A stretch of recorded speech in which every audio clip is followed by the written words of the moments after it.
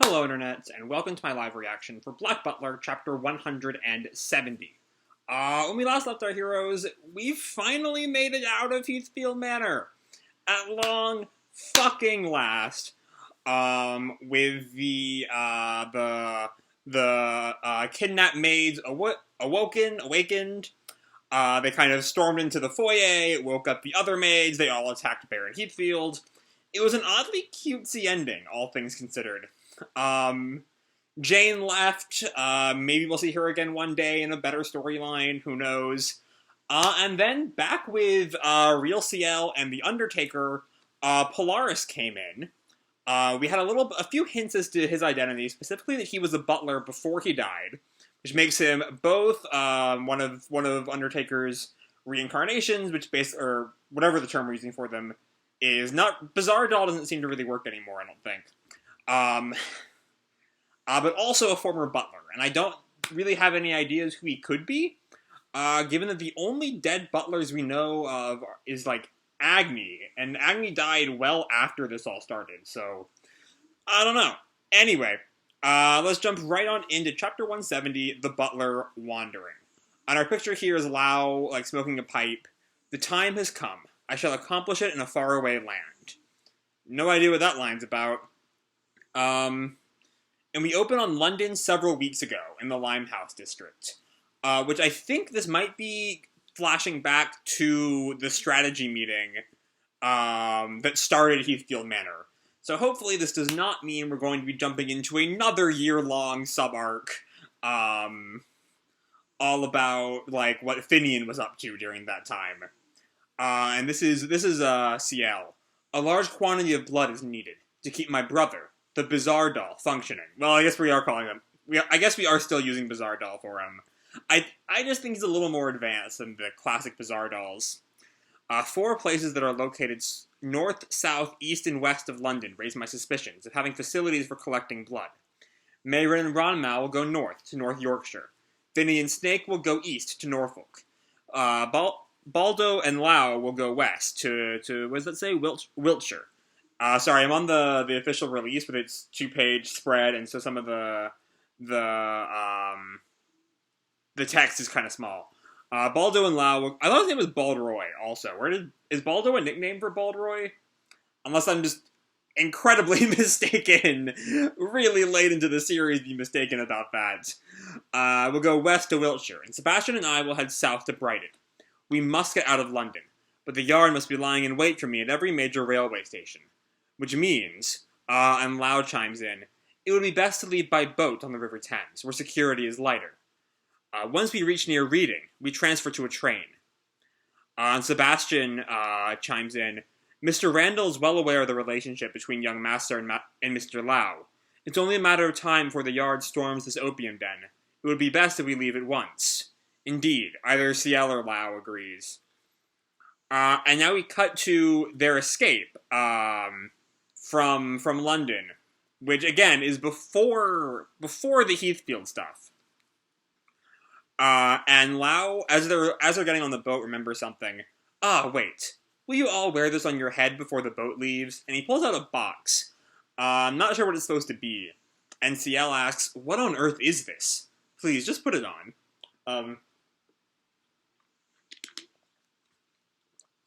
And they start their escape. And someone calls out, "Ahoy! You over there! Stop!" And it's these, like, police-looking guys who are on their own little rowboats. And the gang kind of, takes them in. And someone, either Lau or... I think we only see Lau and Ronmau on the ship, so I guess it's one of them. They're the Yard's Thames division. They patrol all transportation on the River Thames. And Lau greets them, hello. Wonderful night." And Scotland Yard, the Scotland Yard guy tells him, "A criminal on the wanted list is at large. An investigative network is operational in all of London. Show us your cargo." And Lau responds, I delivering flowers to regulars. No hurting them." I was doing like fake broken English to kind of seem more innocent than he is. And the cop asks, "Flowers?" And he sees Team CL, in disguise. They're not, like, obviously themselves.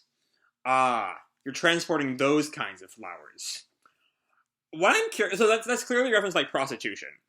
Um, but, like, what I'm wondering, because I read the light novel for, Ascendance of a Bookworm, and the concept of, the Shrine Maidens, giving flowers to the Blue Priests, or delivering flowers, I forget what the particular verb they use for flowers is. But the point is, that's also a euphemism for prostitution. And outside of Bookworm and now this chapter, I've never heard um, that euphemism be used before, and so I'm curious if there is a history of that.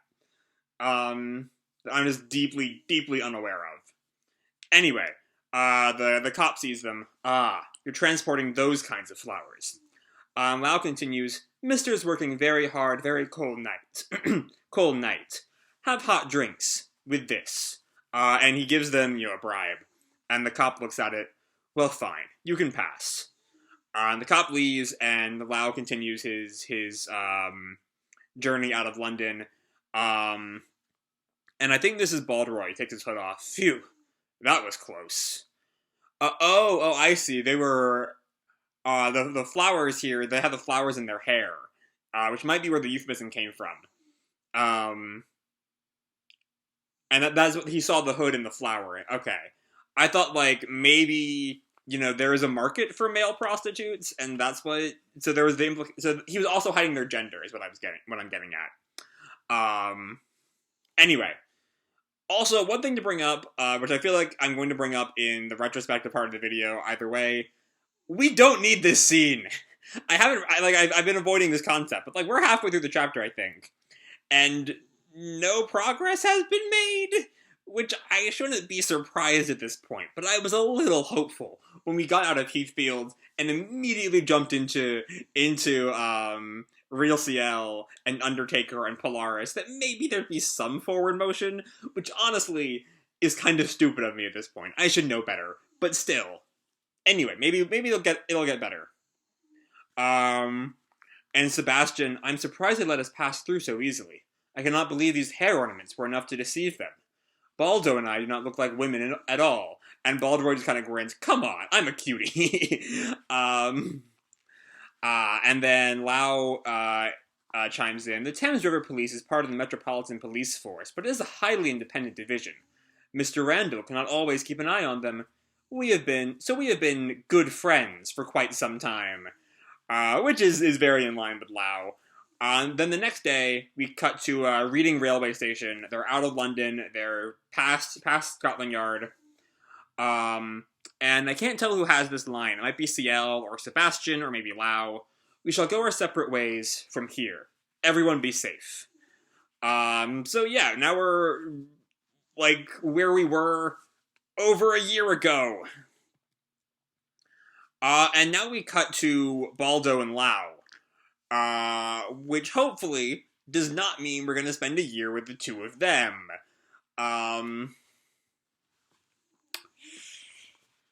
Which honestly is...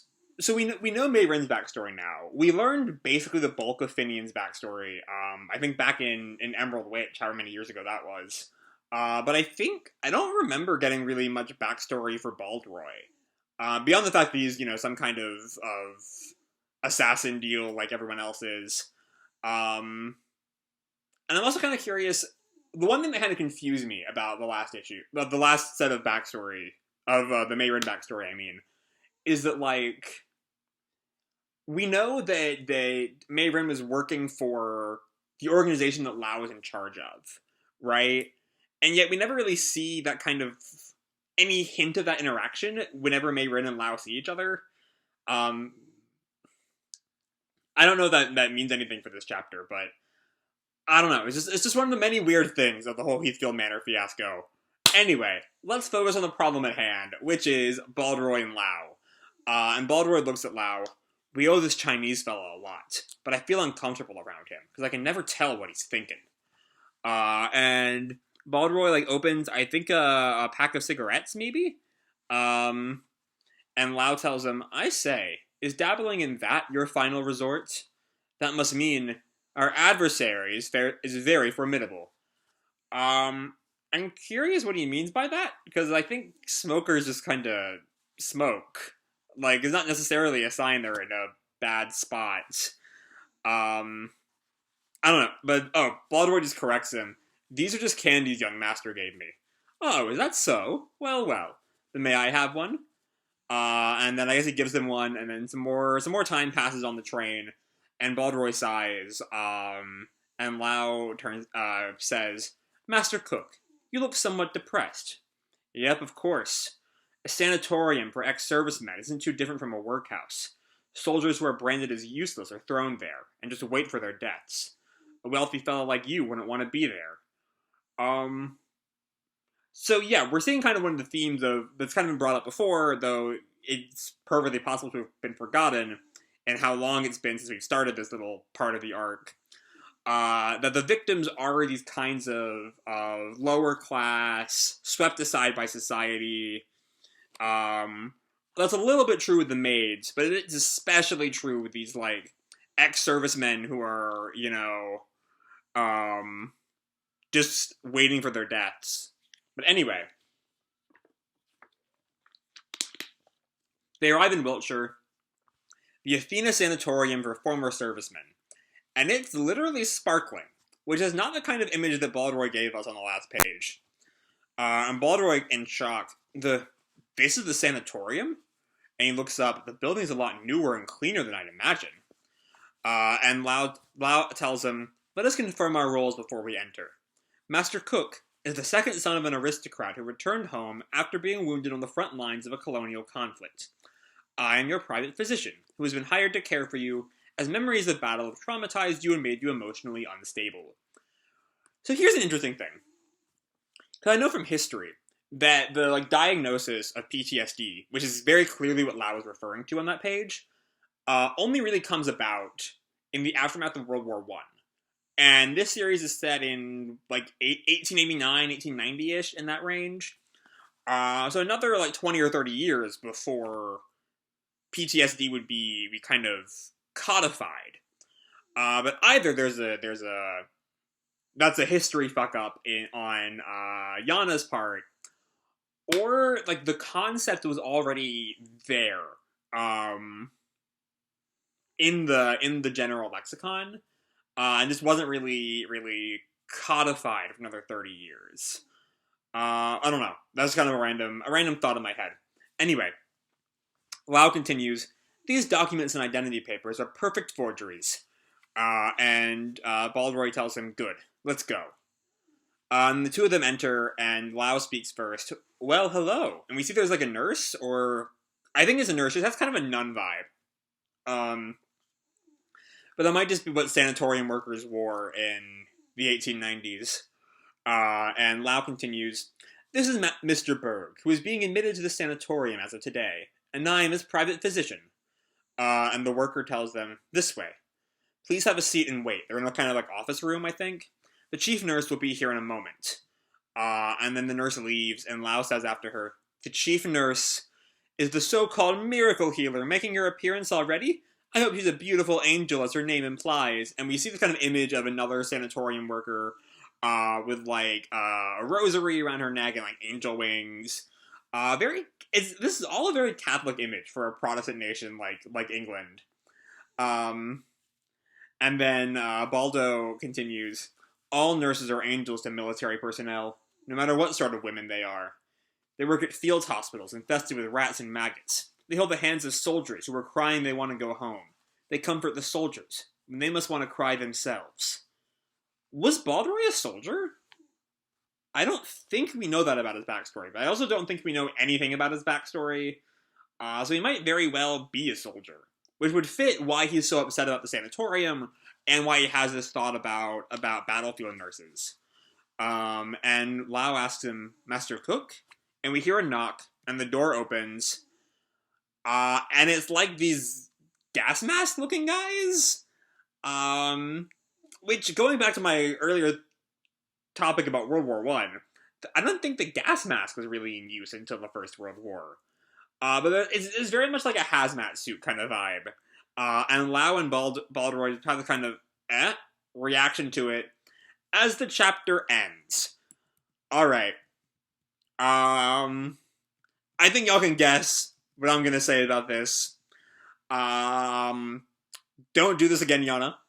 Don't make us spend another 10 to 12 chapters here. Especially given how little of Baldroy's backstory we have, I could absolutely see her diving into another 6 months of this time Baldroy backstory. That we just straight up do not need. I don't know why, why at all we're doing this. It's just so not necessary.